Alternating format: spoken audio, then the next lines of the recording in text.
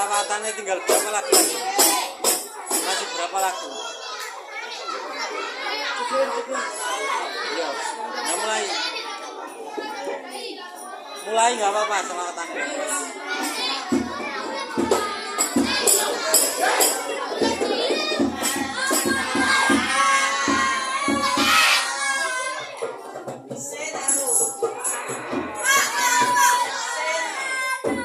Ya mulai.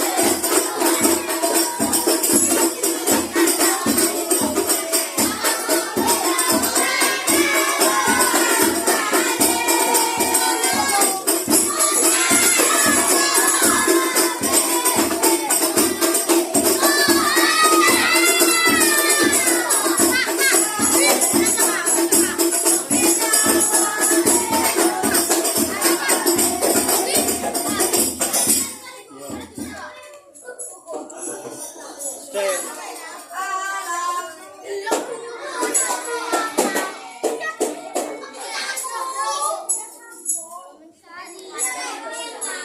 arane?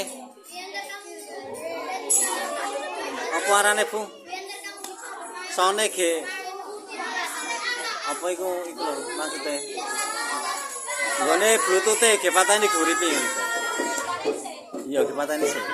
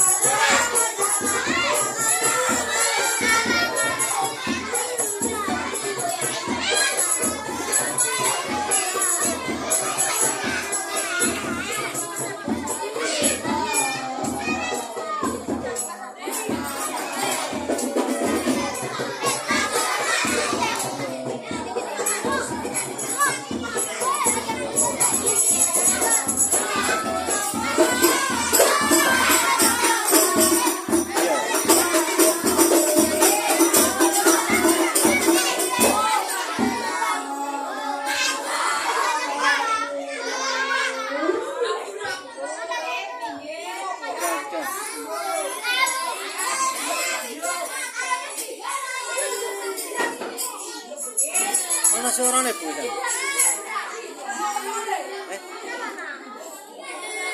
Ora asane wis ana suarane, Pak. Wis ana suarane iki. Maksude iku lho. Sone wis ana suarane film iki.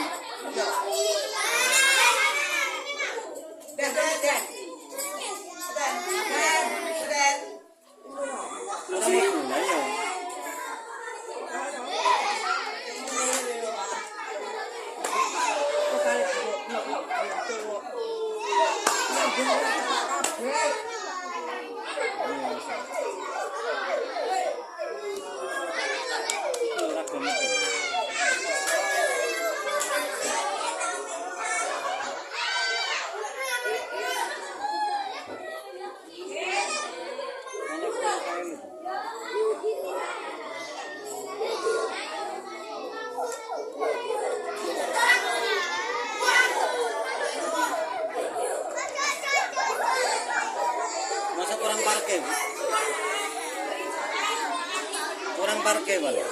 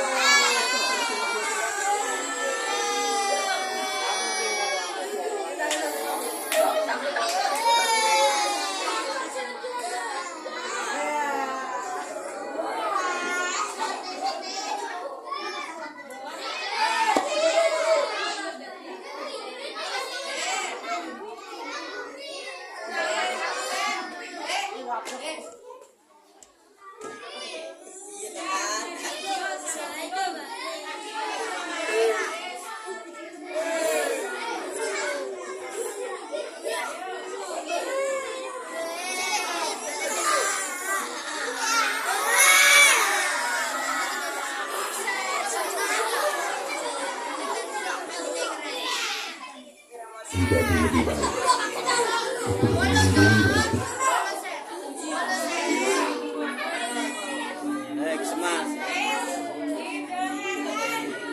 Assalamualaikum warahmatullahi wabarakatuh.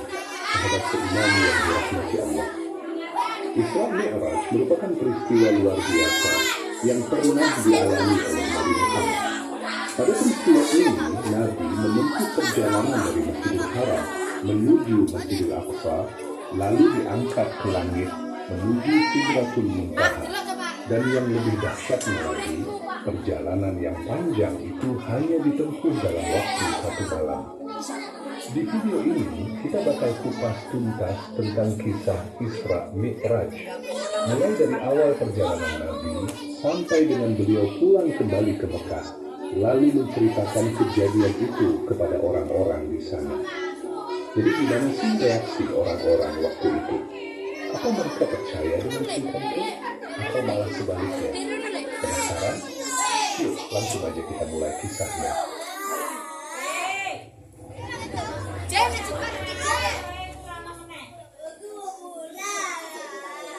Sebelum diangkat menjadi nabi, orang Quraisy selalu memuji Nabi dengan gelar Al-Amin, yang artinya orang yang paling jujur dan dapat dipercaya.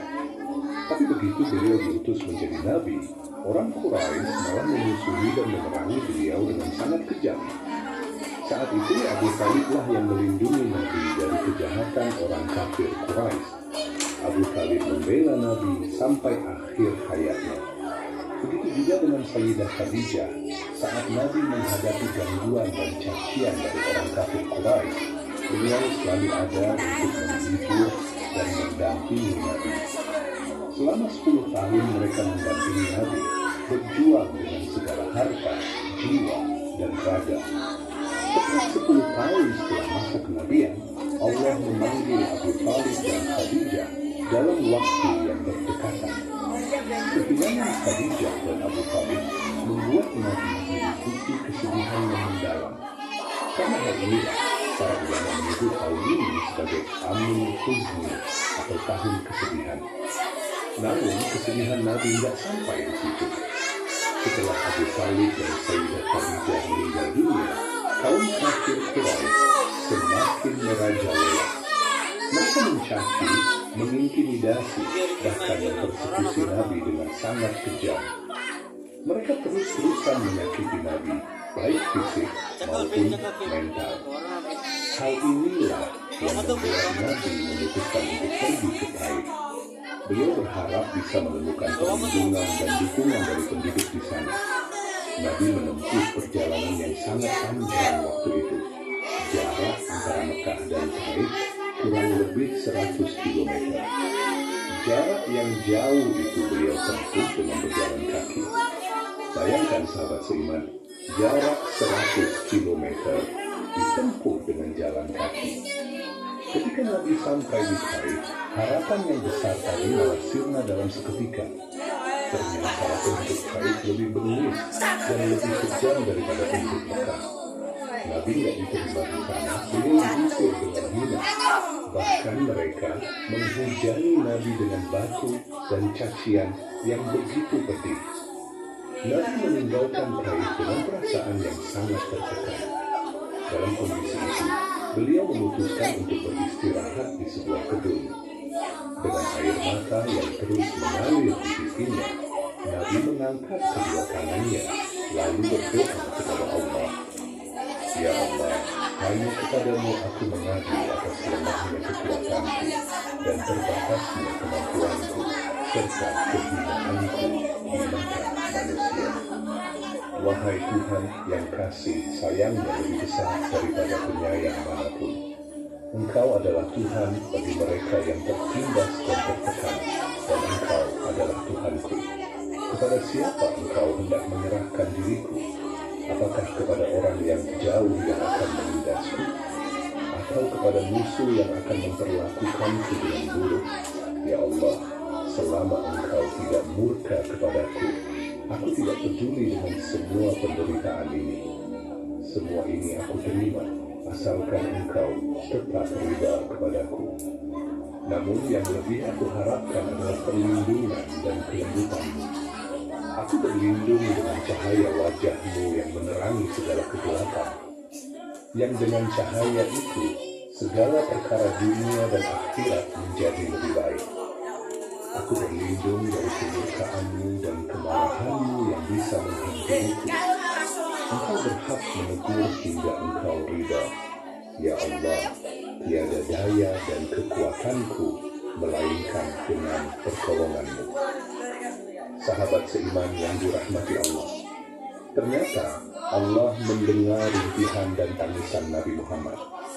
Setelah beliau pulang dari Taif, Allah memanggil Nabi untuk menghadap langsung kepadanya. Peristiwa agung ini dinamakan dengan Isra Mi'raj. Menurut pendapat yang populer, peristiwa ini terjadi pada malam Senin 27 Rajab, tepatnya sebelum Nabi hijrah ke Madinah. Waktu itu Nabi lagi tidur di dekat Hijr Ismail di samping Ka'bah. Beliau ditemani oleh dua orang sahabatnya, yaitu Hamzah bin Abdul Muthalib dan Ja'far bin Abi Thalib. Tiba-tiba datanglah malaikat Jibril, Mikail, dan Israfil. Lalu ketiga malaikat itu membawa Nabi dan membaringkannya di samping sumur Zamzam. Dalam riwayat lain diceritakan bahwa saat itu Nabi sedang tidur di rumahnya. Tiba-tiba atap rumah beliau terbuka. Malaikat Jibril turun lalu membelah dada Nabi. Malaikat Jibril berkata kepada malaikat Mikail, "Berikanlah aku semangkok air Zamzam agar aku bisa membersihkan hatinya dan melapangkan dadanya." Lalu Jibril mengeluarkan hati Nabi dan membasuhnya dengan air Zamzam sebanyak 3 kali. Setelah itu, Jibril membersihkan hati Nabi dari apa yang mengganggunya. Kemudian Mikail datang membawa sebuah mangkok emas yang isinya hikmah dan iman. Jibril menuangkan isi mangkok tersebut ke dalam dada Nabi Muhammad. Seketika itu juga, hati beliau dipenuhi dengan kebijaksanaan yang mendalam, keilmuan yang agung, keyakinan yang teguh, dan keislaman yang sempurna. Setelah semua itu, Jibril merapatkan kembali dada Nabi Muhammad dan menempelkannya dengan stempel nubuwah. Tidak lama kemudian, didatangkanlah burak yang indah, lengkap dengan pelamar dan tali kekang. Burak adalah hewan berwarna putih, lebih tinggi dari keledai, namun lebih kecil dari bagal. Dalam riwayat disampaikan, burak ini hasil perkawinan antara kuda dan keledai. Dia memiliki 2 telinga yang panjang dan langkahnya sejauh mata memandang. Ketika mendaki gunung, kaki belakangnya terangkat lebih tinggi. Sementara saat turun gunung, kaki depannya terangkat lebih tinggi. Burak juga memiliki 2 sayap di pinggulnya. Sayap-sayap ini berfungsi untuk mempercepat langkahnya saat berjalan. Ketika Rasulullah Shallallahu Alaihi Wasallam mau menaiki Burak, hewan itu tiba-tiba memberontak. Seketika Jibril meletakkan tangannya di tubuh Burak, lalu dia berkata, "Tidakkah kau malu, wahai Burak? Demi Allah, tidak ada makhluk yang lebih mulia darinya. Dialah Muhammad, utusan Allah yang paling mulia." Mendengar ucapan itu, Burak pun menjadi malu hingga membuat keringat bercucuran dari tubuhnya. Kemudian, Rasulullah mulai menaiki Burak. Dari sinilah perjalanan agung itu dimulai. Dalam perjalanan, Jibril berada di sebelah kanan Nabi sambil memegang pelana. Sedangkan Mikail di sebelah kiri beliau sambil memegang tali kekang. Maka berjalanlah Rasulullah di malam itu hingga sampai ke suatu tempat yang dipenuhi dengan kebun kurma. Lalu Jibril berkata, "Turunlah dan salatlah di sini."